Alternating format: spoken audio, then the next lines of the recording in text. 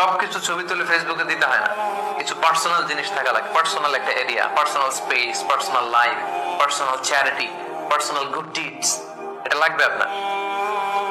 এটা আল্লাহ তাআলা বেশি পছন্দ করেন। আল্লাকা সিররুন ইনদাল্লাহ বাইনাকা আনতা ওয়া বাইনাল্লাহ, এমন কোন গোপন জিনিস তোমার আর তোমার রবের মাঝে আছে যেটা তোমার রব ছাড়া কেউ জানে না? তোমার আর তোমার রবের মাঝে এরকম গোপন কোন ডিলিংস আছে যেটা কেউ জানে না? জীবনে কখনো গোপন দান করছো যেটা কেউ দেখেনি? ওইটাই কাজে লাগবে। এজন্য ষষ্ঠ শ্রেণী হচ্ছে ওই ব্যক্তি যে গোপনে দান করে, সিক্রেট চ্যারিটি করে। গোপনে দান করতে রাজি আছেন তো সবাই? নট নেসেসারি যে খুব বিগ অ্যামাউন্ট লাগবে, 1 রিঙ্গিট, কয় রিঙ্গিট, ওইটারে আল্লাহ পেলে পুষে উহুদ পাহাড়ের সমান উঁচু করে আপনার আমলনামায় ঢুকিয়ে দিবে। কটা গেল?